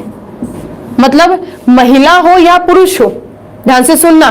ठीक है, महिला हो या पुरुष हो, स्त्री हो या पुरुष हो, उसे आजीविका के समान अवसर उपलब्ध करवाए जाने चाहिए। महिला हो या पुरुष हो, दोनों को रोजगार, अपना जीवन यापन करने के लिए आपको कोई योजना या नीति बनानी चाहिए। एक छोटा सा एग्जांपल समझाती हूं। मनरेगा है, ठीक है, क्या है, मनरेगा है। अब देखो हुआ क्या, मनरेगा विशेष में, विजय यहां सैलरी की बात नहीं हो रही है, सैलरी की बात आगे करेंगे। ठीक है, सैलरी की बात जो है वो आगे करेंगे, यहां नहीं होगा। बात को ध्यान से सुनो, आगे करेंगे सैलरी की बात, तसल्ली रखो। आजीविका के समान अवसर हो, मतलब महिला है, जैसे मनरेगा है, तो मनरेगा में क्या होगा, मनरेगा में महिला और पुरुष क्या दोनों काम करते हैं, या केवल महिलाएं काम करती है, या केवल पुरुष काम करते हैं? मुझे फटाफट जवाब दो, मुझे फटाफट जवाब दो। केवल महिलाएं काम करती हैं, केवल महिलाएं काम करती हैं, या पुरुष भी काम करते हैं? केवल महिलाएं काम करेंगी या पुरुष भी करते हैं? तो जैसे कि आप सही कह रहे हैं कि महिला और पुरुष दोनों काम करते हैं, तो मनरेगा किस पर देखो, मनरेगा जो है वो महिला और पुरुष को आजीविका मतलब कमाने के समान अवसर प्रदान करती है। बिल्कुल, मनरेगा में दोनों है, मनरेगा में दोनों है।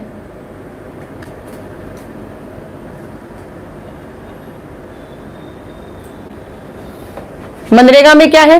दोनों है। अब देखो, अगली बात हम करते हैं बी की। अगली बात हम किसकी करते हैं? बी की। अब बी साफ साफ क्या कह रहा है? बी जो है वो साफ साफ क्या कहता है? ये कहता है समाज के, समाज कह लो, समुदाय कह लो, समाज के भौतिक संसाधनों को।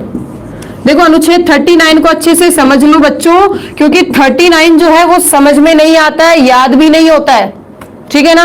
न समझ में आता है न याद होता है।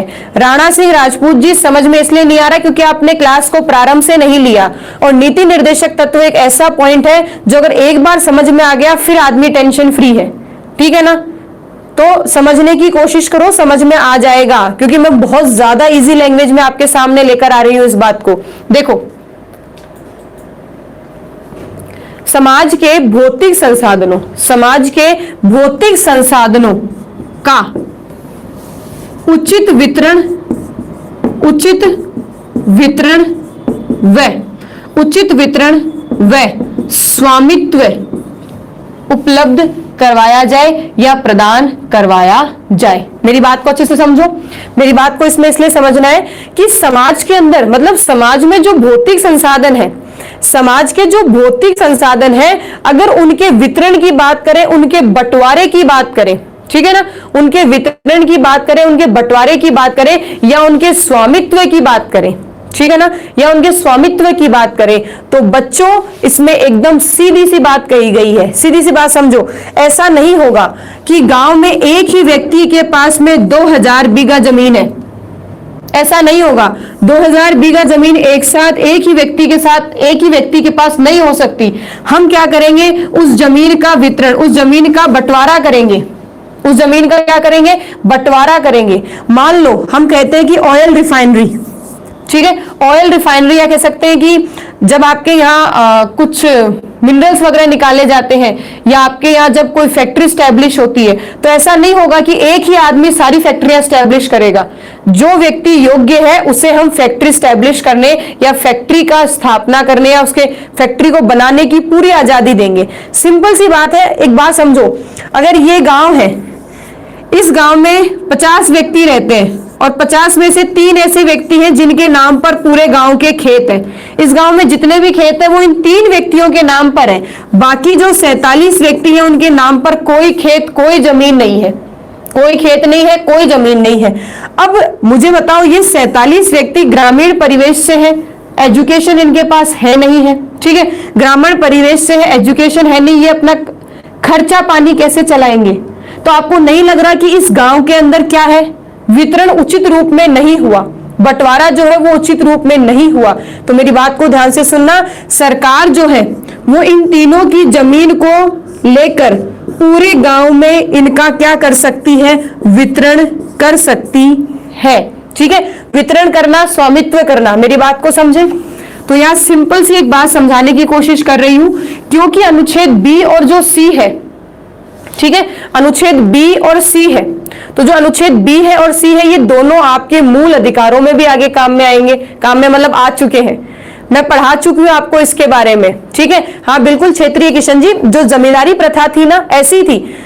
आपके यहाँ जो गांव में जितने भी खेत हुआ करते थे जमींदारों के नाम होते थे, जो नहीं होते थे लोग पैसा लेने के लिए अपनी जमीनें उनके पास गिरवी रख देते थे।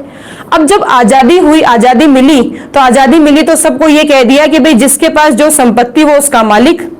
अब एक गांव में बेचारे उन व्यक्तियों के पास में कोई संपत्ति नहीं, तो वो किसी संपत्ति के मालिक भी नहीं हुए और सारी जमीनें जो है वो जमींदारों के पास रह गई। अब क्या किया जाए? तो यहाँ एक प्रावधान, एक कानून बनाया गया जिसमें कहा गया राज्य के भौतिक संसाधनों का उचित वितरण, राज्य के भौतिक संसाधनों का उचित वितरण व स्वामित्व किया जाए। ये पहली बात थी। ये क्या थी? पहली बात थी। अब आगे सुनना, तीसरी बात क्या कह रहा है? तीसरी बात में साफ साफ कहा जा रहा है कि उत्पादन के साधनों का, उत्पादन के साधनों का, उत्पादन के साधनों का विकेंद्रीकरण, उत्पादन के साधनों का विकेंद्रीकरण किया जाए। उत्पादन के साधनों का विकेंद्रीकरण किया जाए। विकेंद्रीकरण कर दिया जाए। पॉइंट यहां तक क्लियर? तो उत्पादन के साधनों का विकेंद्रीकरण का मतलब यहां क्या हुआ, इस बात को समझो। विकेंद्रीकरण का मतलब यह होता है, जैसे कि उदाहरण से समझा रही हूं, उदाहरण दे रही हूं, इसका वास्तविकता से कोई नाता नहीं है, यह काल्पनिक है, ठीक है ना, इतना ध्यान रखना, बस इतना क्या पता होना चाहिए। देखो ये गांव है, ठीक है, इस गांव में ये 5 व्यक्ति हैं, ये 5 व्यक्ति हैं जो चीनी, मतलब ये 4 व्यक्ति हैं जो चीनी बांटते हैं, ठीक है, ये 5 व्यक्ति हैं जो चीनी का वितरण करते हैं, चीनी बेचते हैं। अब सरकार ने क्या किया, चीनी बेचने का लाइसेंस केवल गांव में एक ही व्यक्ति को दिया। क्या किया, चीनी बेचने का लाइसेंस केवल एक ही व्यक्ति को दिया। यहां तो शक्तियों का क्या हो रखा है, विकेंद्रीकरण, यहां तो हो रखा है शक्तियों का विकेंद्रीकरण, और यहां क्या कर दिया, शक्तियों का केंद्रीकरण। यहां क्या हो गया, केंद्रीकरण, मतलब एक ही व्यक्ति चीनी बेचेगा, और यहां क्या था, विकेंद्रीकरण। तो एक बात साफ साफ कही गई कि उत्पादन के जो साधन है, ठीक है, उत्पादन के जो साधन है, उन साधनों का अगर केंद्रीकरण भी करो तो इस प्रकार करो जिससे जनता को नुकसान न हो। मतलब आप यहां विकेंद्रीकरण पर ज्यादा प्रभाव डालो, और अगर केंद्रीकरण भी करते हो, अगर केंद्रीकरण भी करते हो तो जनता का नुकसान नहीं होना चाहिए। साफ साफ बात समझो, साफ साफ बात समझो। यहां अगर 4 आदमी चीनी बेचेंगे तो चीनी के भाव भी अलग अलग होंगे, कोई 10 रुपए किलो देगा, कोई 50 रुपए किलो देगा, कोई 15 रुपए किलो देगा। और अगर एक ही आदमी चीनी बेचेगा तो मुझे बताओ वो 100 रुपए किलो क्यों नहीं बेचेगा फिर, क्योंकि यहां बेचने वाला एक ही हो गया ना, मार्केट में अकेला है ये, तो ये 100 रुपए किलो भी बेचेगा। और अगर वही 4 व्यक्ति बाजार में है तो वो क्या करेंगे, भाव ऊपर नीचे भी होंगे, कोई 10, कोई 12, कोई 15, इसी हिसाब से रखेंगे। तो यहां लोगों के पास ऑप्शन ज्यादा होंगे, परंतु यहां क्या हो सकता है, लोगों के साथ शोषण या लोगों के ऊपर अत्याचार भी हो सकता है। तो साफ कह दिया, उत्पादन के जो साधन है, उत्पादन के जो साधन है उनका विकेंद्रीकरण किया जाए, ठीक है, विकेंद्रीकरण किया जाए। अगर विकेंद्रीकरण नहीं भी कर रहे, अगर विकेंद्रीकरण नहीं भी कर रहे तो इस प्रकार करो केंद्रीकरण जिससे जनता को नुकसान न हो, ठीक है, जिससे जनता को नुकसान न हो। पॉइंट यहां तक क्लियर? उत्पादन के साधनों का क्या किया जाए, विकेंद्रीकरण किया जाए। उत्पादन के जो साधन है उनका बंटवारा किया जाए, ठीक है, अलग अलग क्षेत्र में बंटवारा होगा तो जनता को नुकसान नहीं होगा। पॉइंट यहां तक क्लियर? अब आपको मैं इस अनुच्छेद के लिए 2 बातें और बता दूं।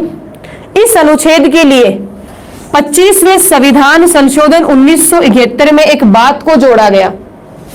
25वें संविधान संशोधन 1971 में एक बात जोड़ी गई, और वो बात यह जोड़ी गई कि अगर बी और सी को लागू किया जाए, अगर बी और सी को लागू किया जाए तो अनुच्छेद 14 और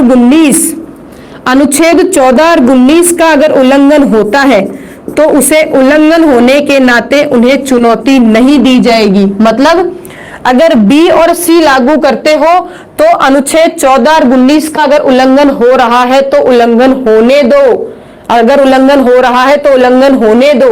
मेरी बात को समझना, ये बात जोड़ी थी अनुच्छेद 31 ग में। कहां लिखी गई है ये बात, 31 ग में। 31 ग जो है वो मैं आपको 3 बार समझा चुकी हूं। 31 ग जो है वो मैं 3 बार समझा चुकी हूं, एक बार अनुच्छेद 19 में, एक बार मूल अधिकारों के अंतिम में, कल ही पढ़ाया है मैंने, और एक आज पढ़ा रही हूं। क्योंकि इससे एग्जाम में जब प्रश्न आता है ना तब बच्चे को पता नहीं होता एग्जामिनर प्रश्न क्या पूछ रहा है, और मैं नहीं चाहती कि मेरे से पढ़ने के बाद में आप लोग ये कहो कि मैडम ये क्या था, समझ में ही नहीं आया, पता ही नहीं क्या हुआ। तो मेरी बात को समझना, 25वें संविधान संशोधन 1971 में एक नया अनुच्छेद जोड़ा 31 ग, ठीक है। इसमें क्या लिखा था, इसमें लिखा था अगर बी और सी को लागू करते हो, अगर बी और सी नीति निर्देशक तत्वों को लागू करते हो और अगर 14 इनको लागू करने से इनका उल्लंघन होता है, अगर इसको लागू करने से 14 और 19 का उल्लंघन होता है तो होने दिया जाए, अगर उल्लंघन होता है तो होने दिया जाए।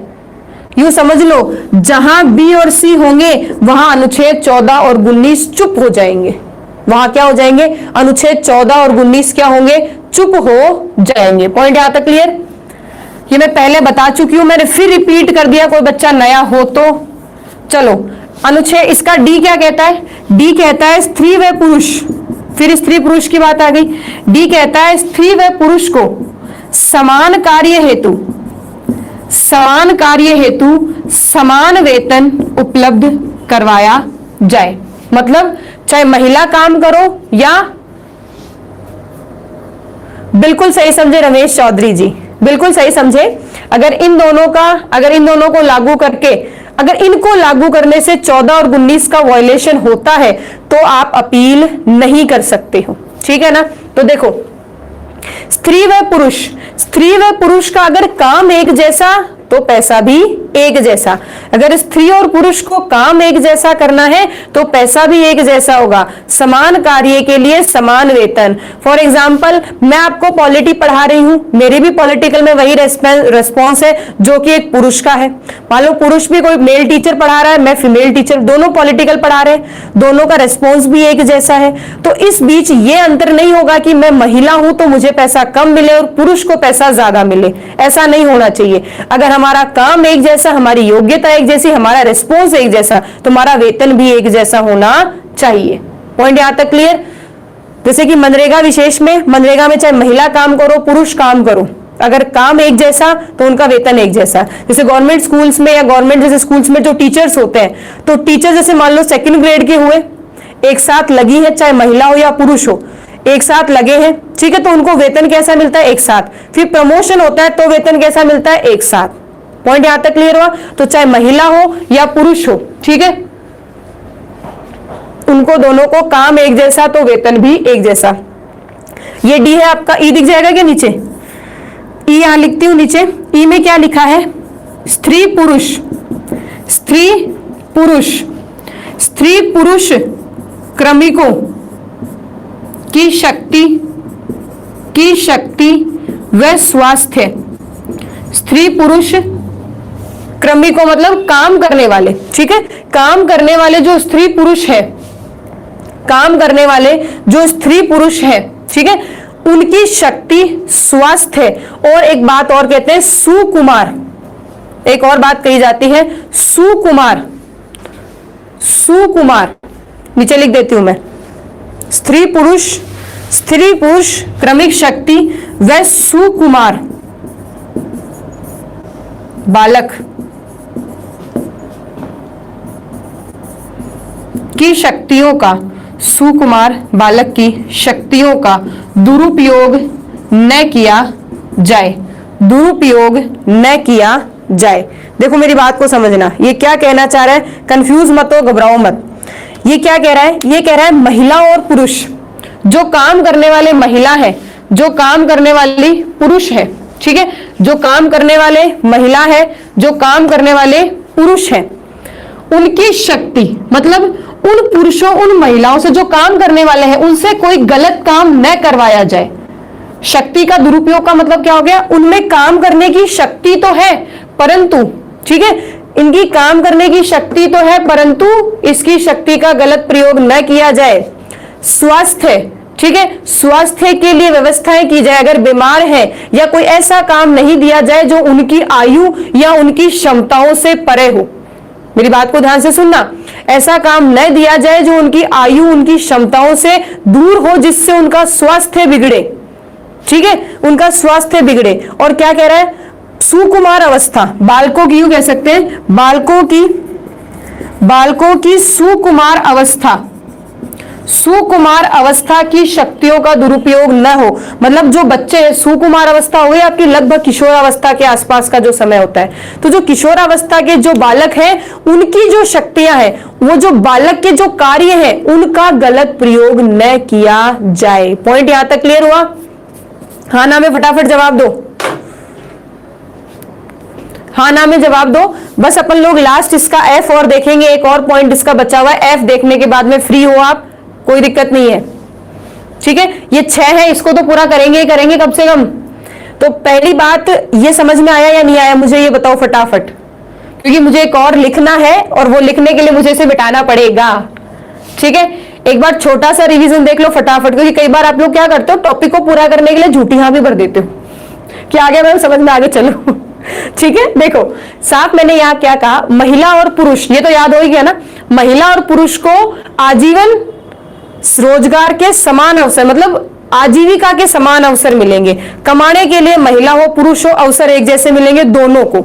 दूसरी बात कह रहा है समाज के भौतिक संसाधनों का उचित वितरण व स्वामित्व। समाज में जो भौतिक संसाधन है ना, सबको बराबर बांटे जाए, सबको क्या किए जाए, बराबर बांटे, मतलब बराबर बांटे जाने चाहिए। ऐसा नहीं हो कि एक के पास सब कुछ है और दूसरे वाले की जेब खाली है। बात यहां तक समझे। दूसरी बात क्या कही, उत्पादन साधनों का विकेंद्रीकरण हो। ठीक है, उत्पादन साधनों का विकेंद्रीकरण हो, उत्पादन साधनों का विकेंद्रीकरण हो। ठीक है, विकेंद्रीकरण हो, और अगर केंद्रीकरण करते हो, और अगर केंद्रीकरण करते हो तो आपको जनता का भला होना चाहिए, केंद्रीकरण से जनता को नुकसान नहीं होना चाहिए। ठीक है ना। अगली बात, स्त्री व पुरुष, ये चौथा बिंदु क्या है, स्त्री व पुरुष को समान काम के लिए वेतन भी एक जैसा मिलेगा। ये याद कर लेना, एग्जाम में आया हुआ भी है ये पॉइंट। ठीक है, और इन दोनों के लिए एक अनुच्छेद याद करना, 31 गए। ठीक है ना, ये भी याद करना है। अगली बात क्या कह रहा है, स्त्री व पुरुष जो श्रमिक हैं, जो काम करने वाले हैं, जो स्त्री और पुरुष है जो काम करने वाले हैं, उनकी शक्ति, मतलब उनके काम का दुरुपयोग न करें।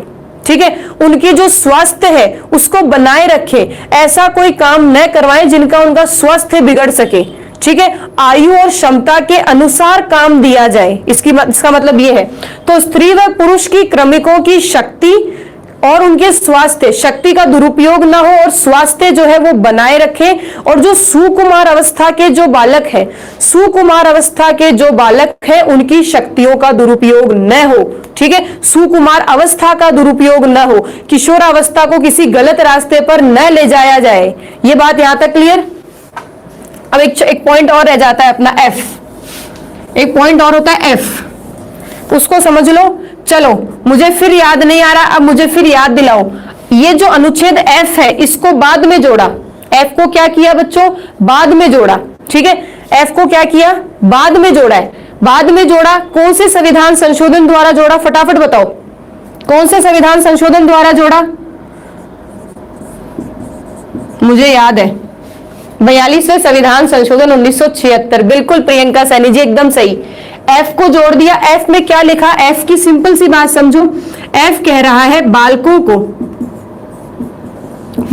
को स्वतंत्र व गरिमा में, स्वतंत्र व गरिमा में विकासशील वातावरण उपलब्ध करवाया जाए, विकासशील वातावरण उपलब्ध करवाया जाए। सिंपल सी बात कहता है, सिंपल सी बात कह रहा है कि जो छोटे बच्चे हैं, जो बालक है, ठीक है, बालकों को स्वतंत्र, एक आजाद वातावरण, एक गरिमा में विकासशील शांति भरा वातावरण मिले, जिसमें एक बच्चा अपना बहुत अच्छे से विकास कर सके। मेरी बात को समझे अच्छे से। ठीक है, पॉइंट यहां तक क्लियर, पॉइंट यहां तक क्लियर। शेखावत जी, मैं मारवाड़ी नहीं बोलने वाली। ठीक है, डन, हाँ या ना। तो देखो बच्चों, जो लाइनें कहीं किताबों में लिखी है उसको एज इट इज चेपने का कोई मतलब नहीं होता, जरूरी नहीं है वो रटो आप लोग, क्योंकि रटी रटी जो बात है वो नहीं आती है। जरूरी है यहां कॉन्सेप्ट क्लियर करो। ठीक है ना, ठीक है। पॉइंट यहां तक क्या ध्यान रखना है, जो बातें रट चुके हो या किताबों में लिखी है उन्हें रटने बैठ जाओ, कोई मतलब नहीं है मैंने कभी नहीं रटा। ठीक है ना, हाँ वो अलग बात है, चीजें याद, मतलब पढ़ाते पढ़ाते रट गई अपने आप दिमाग में। ठीक है, तो पहली चीज दिमाग में क्लियर रखो, जरूरी नहीं है जो पॉइंट लिखे हुए उनको एज इट इज रटो। जैसा आपको एकदम इजी लाइन में याद होता है ना, वैसे याद करो। मैंने सिंपल सा कोड कर रखा है। पहली बात करता है कमाने की, महिला पुरुष दोनों मजे से कमाओ। दूसरी बात कह रहा है कि समय में बंटवारा बराबर होना चाहिए। तीसरी बात कहता है विकेंद्रीकरण की। चौथी बात करता है तनख्वाह की, महिला पुरुष सबको बराबर वेतन मिले। पांचवी बात करता है काम, जो महिला पुरुष काम करे उसका गलत प्रयोग न करो, उसकी शक्ति का। महिला जो पुरुष काम करने वाले हैं उनके स्वास्थ्य का ध्यान रखो, और जो सुकुमार अवस्था अवस्था के बच्चे हैं उनकी शक्ति का दुरुपयोग मत करो। ये 5 की बात। छठी बात कहता है कि जो बच्चे होते हैं उन्हें गरिमा में और स्वतंत्र वातावरण दिया जाए जिससे उस बच्चे का क्या हो सके, स्वस्थ विकास हो सके। ठीक है, तो ये सिंपल सी बात है। अनुच्छेदों को अगर आप लोग एकदम याद वैसे रटने बैठ जाओ कि जो किताब में लिखा है मैं सेम टू सेम रटना है, तो बच्चों को कभी भी किताब में लिखी सेम टू सेम बातें नहीं आती हैं। कीवर्ड याद रखो, याद करना आसान होगा, समझना आसान होगा। बट वुमेन्स को स्कूल इंस्टीट्यूट में एडमिशन रिजर्वेशन कैसे एक्सप्लेन है? नहीं रमेश जी, मैं महिलाओं की जब भी आप बात करो प्लीज एक बात ध्यान रखना, आपको जब भी महिलाओं की बात करो तो अनुच्छेद 15 का सब क्लॉज 3 याद कर लेना, ठीक है ना। जब कभी भी आपको ऐसा लगे, जब कभी भी मेरी बात को ध्यान से सुनना, जब कभी भी आपको लगे कि मैडम आप तो कह रहे हो सबको समान होना चाहिए, यहां महिलाओं को अधिकार कैसे है, यहां महिलाओं को क्यों अधिकार है, तो रमेश जी आपके प्रश्न का जवाब देगा अनुच्छेद 15 का सब क्लॉज 3। हम कुछ नहीं कर सकते। जहां कहीं भी महिलाओं को विशेषाधिकार है, जहां कहीं भी महिलाओं को विशेषाधिकार है, अनुच्छेद 15 का सब क्लॉज 3 उन्हें यह अधिकार प्रदान करता है। क्षेत्रीय किशन जी, मेरी जो कंप्लीट क्लासेस है वो आप ऐप पर ले सकते हो।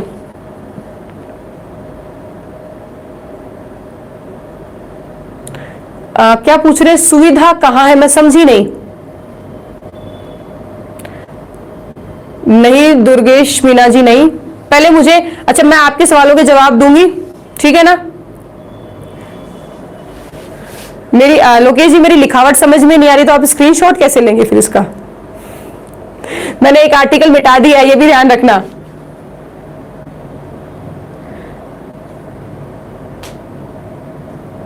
सुविधा कहां है संविधान में?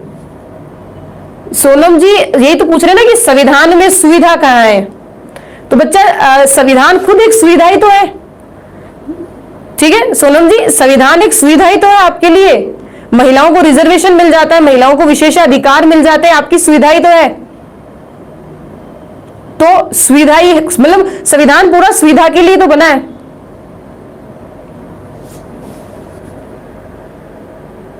अभी बता देती हूँ, सारी चीजें भी बता देती हूँ। क्या ये पॉइंट क्लियर हो गया? क्या आपको ये 6 अनुच्छेद याद हो गए? क्योंकि ये 6 अनुच्छेद याद हो गए, मतलब अनुच्छेद 39 के जो 6 पॉइंट है ये याद हो गई, मान के चलो आपको मोटा मोटी नीति निर्देशक तत्व याद हो गए। एग्जामिनर यहां से प्रश्न उठा लेता है। एक बात और बता दूं, ये सीक्वेंस भी ऐसे याद होनी चाहिए। सीक्वेंस भी ये होना चाहिए, पहले कमाओ, फिर बंटवारा करो, फिर विकेंद्रीकरण करो, फिर तनख्वाह लो, फिर डॉक्टर को दिखाओ, स्वास्थ्य की बात हो रही है, और फिर बच्चे पालो। इसको सीक्वेंस जो है, हालांकि कैसे भी याद कर सकते हो, इसका सीक्वेंस बहुत ज्यादा इंपॉर्टेंट है, ठीक है ना। आज की क्लास अपनी यही कंप्लीट होती है।